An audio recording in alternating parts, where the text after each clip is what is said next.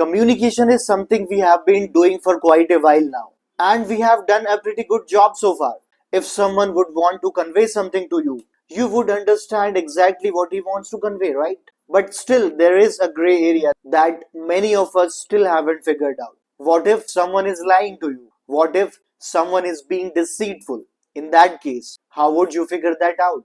Well, in this video, we will understand if a person is lying to you or if a person is being deceitful. Let's begin. Let's be clear on one thing first, that we do not only communicate through words. There are certain other things like body language, your facial expressions, your hands, your feet, your eyes. Everything contributes to a communication. And you might have heard that words only contribute to 7% of the time, the rest is body language. Well, it's not like that. Communication happens as a whole. You cannot fix a percentage of how much percentage you want to give to the non-verbal or how much percentage you want to give to the words. Meanings, perspectives, emotions change according to the body language, according to the words. Well, further in this video, we will evaluate different ways a person communicate. Words, facial expressions, hand gestures, posture, feet. Let's dive in. But before we move further, you need to understand that no single piece of information concludes anything. You need to root for a pattern. You need to root for a sequence, not just one word, one phrase, or one kind of gesture determines that the person is this and the person is that.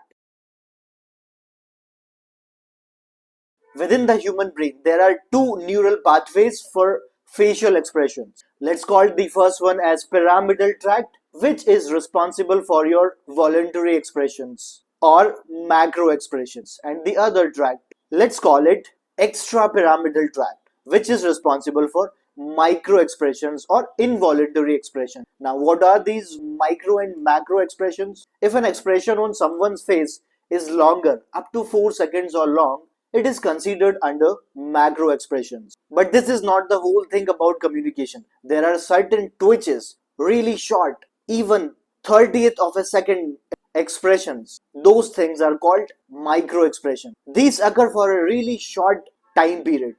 These can easily be skipped through an untrained eye. You need to be skillful in order to see those micro expressions. Now, why are we studying these micro and macro expressions? Because you see, when we feel emotions, we use both the neural pathways. That means we use both micro expressions and macro expressions to convey our message. Now, macro expression is something we can force them. For example, I feel sad, but I can control my feelings, and instead of showing a sad expression, I can smile instead. So that's the difference between micro and macro expressions. You see, these micro expressions still occur. No matter how hard you try to control your emotions, control your feelings, a teeny tiny of these micro expressions may leak out.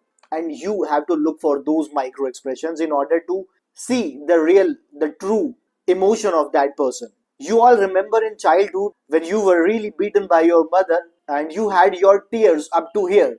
But when mother said that stop crying or else I'll beat you more, and you somehow managed to stop that crying, but still some of those tears came out. This is the same thing.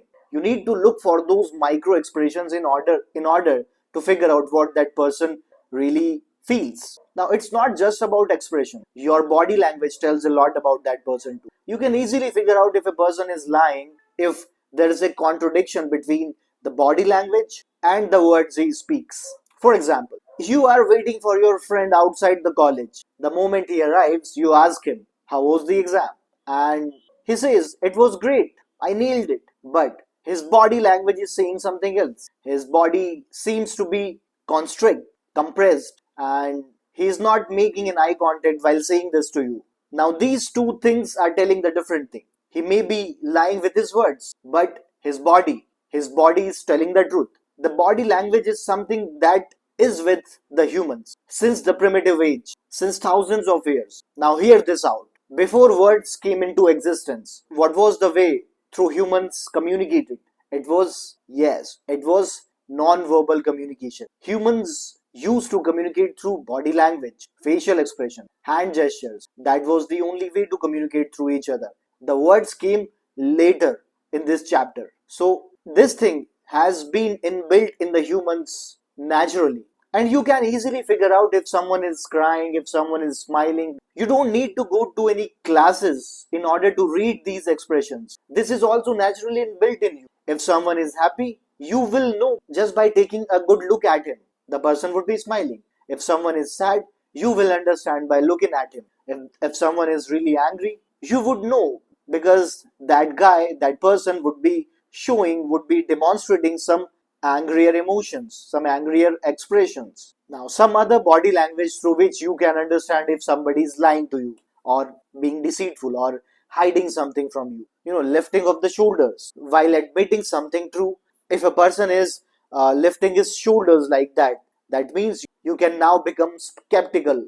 Or if a person is scratching his nose like that, avoiding eye contact, uncertainty in speaking, these are some of the traits. If you see those things, you may assume that the person is lying. But seeing one or two things is not enough. You must look for a cluster of these things. You must look for a pattern. You see, these little gestures can mean something else. You have to look for context as well. Context is really important in this. Okay? Enhance your own emotional intelligence and empathy. Now, next would be asymmetry. Yes, if a person is lying, you might see that the expressions are not that symmetrical.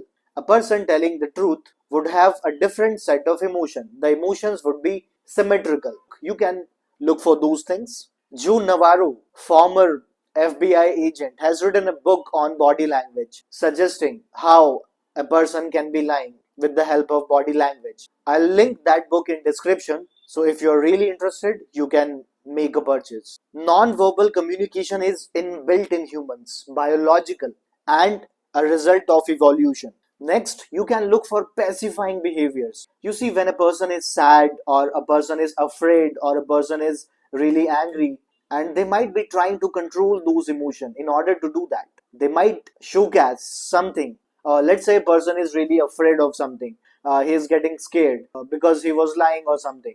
See for gestures if the person is trying to hide the soft spots of his body, the really fragile parts like the neck. You see, you must have seen people touching their neck or scratching their throat or something like that. What does that mean? That means they're being nervous, they're trying to hide something from you. You see, this part of body is really fragile, and people tend to defend it in case of any attack or something. So there's something you can do. This neck touching or scratching thing means that the person is afraid or insecure about something. Rubbing and touching the temple or the forehead can means that the person is really stressed, or no matter what he says in his words, simply by looking at the gestures you can figure out that the person is lying or hiding something. Puffing out cheeks and exhaling loudly,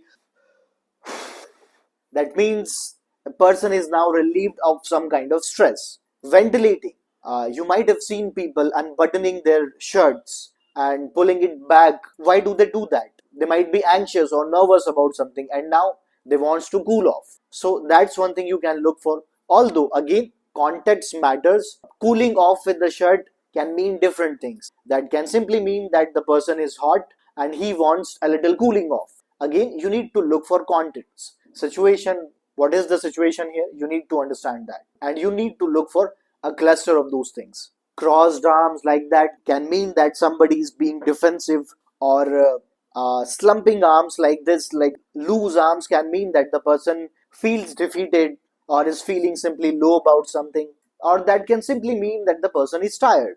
Again, you need to look for context. Wringing of hands, rubbing of the palms can mean that the person is in doubt or not confident enough about something. You see, your feet shows a lot about yourself, man. When in a conversation, if your feet is pointing towards a particular direction, that can mean that you want to leave that conversation. You are no longer interested in that conversation. If both your feet are pointing in the same direction, that can mean that you are totally interested in the other guy. You might be saying subconsciously that I am all ears to you and I'm listening everything whatever you are saying, right? You may look for signs while shaking the hands with a person. If you lean a little bit and then raise your hand, and now you have to look at the other guy, what the other guy is doing. Is he still on his position and shaking the hands, that means that guy is comfortable and welcomes you with open heart. Let's say if the guy dodges to the side a little bit, that means you have gotten too close to the guy, you need to back off. Let's say now the guy is also leaning a little bit forward in order to shake hands with you. That means he is excited about that handshake and whatever the meeting is going to be about. He is excited about those future endeavors. You see, bodies expand when they are comfortable, dominant, or simply confident. And they do the opposite. That means they shrink when they are not that confident, when they are nervous, they are anxious. Leaning forward can mean so many things like agreement, comfort, flirtation, ease, or interest. Leaning back in the chair, hands behind your head, can simply mean dominance. Chin held high can show confidence, and the opposite, that is, chin tucked in, may show underconfidence or nervousness. So, these were some of the signs of body language you can use to figure out if somebody is lying or hiding something. I hope this video was really helpful. See you in the next.